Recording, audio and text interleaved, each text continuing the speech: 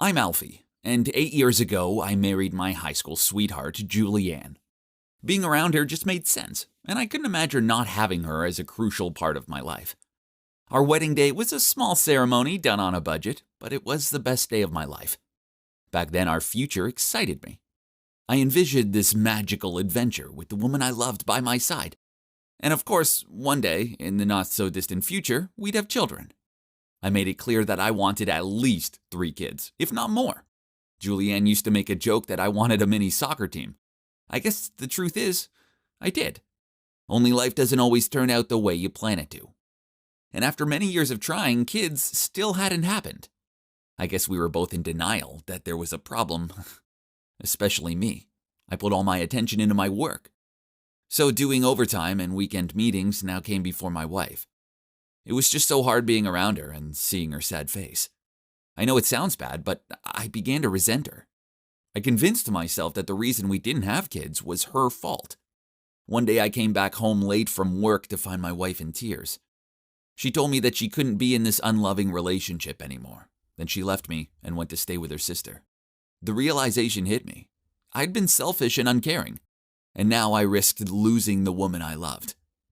I went around to her sisters and begged for Julianne to forgive me. I promised her I would stop working all hours and make time for her. She forgave me and came home, and we continued to try for a baby. But 6 months later, and still nothing.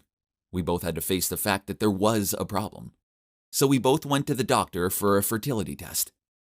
On the test result day, I had a work meeting I couldn't get out of. I asked my wife to move the appointment to another day so we could go together, but she said she was on edge and not sleeping properly. She needed to know the results as soon as possible. I came home to find her curled up on the couch staring into space. When I asked her what was wrong, she burst into tears. She told me that because of her, we could never have kids, and there was no cure. I tried to reassure her that it wasn't her fault, but inside, the resentment toward her came back. I didn't see her as the attractive, full-of-life woman I'd married anymore. Instead, this broken mess of a woman who had taken her place. I tried to be romantic. I cooked her favorite meal for her, bought her tulips, and showered her with love and affection. She was always really touched by my actions, but I convinced myself she was only doing this to be nice to me. And she didn't really care. She just felt guilty that she couldn't give me kids. We went down the adoption route, but it was very stressful, so I began working extra hours again. I just didn't want to be home as the tension was almost unbearable. Then this new girl called Stacy started at work. She was so pretty and full of life, she reminded me of how my wife used to be. At first, it began with harmless flirting. Whenever our company went out for dinner, she always sat with me. We talked a lot, and I liked that feeling more than what I had to deal with at home. This escalated, and I ended up spending the night with her. I told myself it was a one-off, but she was always there with this glowing look about her, and I just couldn't resist. I ended up having an affair. I was so full of lust, and spending time with Stacy was all I could think about. My wife was so distant and moody, it just wasn't the same with her anymore, and we couldn't even have kids. Stacy was the only good thing going in my life. So when she told me she was pregnant, I was shocked, but also extremely excited. Finally, I'd get to be a dad. I told my wife the truth. She cried at first and yelled at me. When she learned about the baby, she gave me such a hateful look, and then she shrugged and said, "Whatever, go and marry her then. I hope you have a great life together." Her tone was so calm, it was weird. She packed her bag and went to her sister's, and I moved Stacy into our house. We decorated the spare room into this amazing nursery, and life was good. Our baby boy was born, and holding his little hand for the first time was the best feeling in the world. I'd helped create something so perfect. My dream had come true. I was finally a dad. For our son's first birthday, we held a big garden party. It was the perfect sunny day, and we were all chatting and having a great time.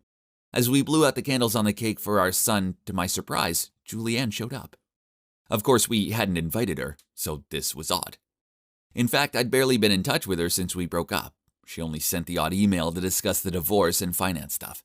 She was all smiles and even brought my son a birthday present. She walked towards us, handed Stacy the gift saying congratulations, then turned to me, gave me an envelope and said, "Congrats to you two on your perfect little family." Then she left. Confused, I opened the envelope. It was the test results. Turned out the one who was infertile was me, not her.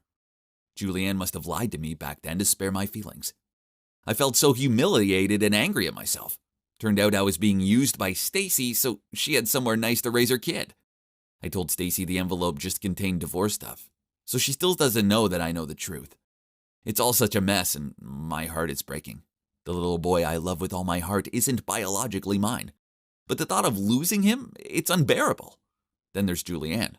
I blamed her, cheated on her, and moved another woman into our house. Can't imagine her ever forgiving me for what I did, and I don't blame her. It's all one big mess, and it's all my own making. I don't know what I'm meant to do next.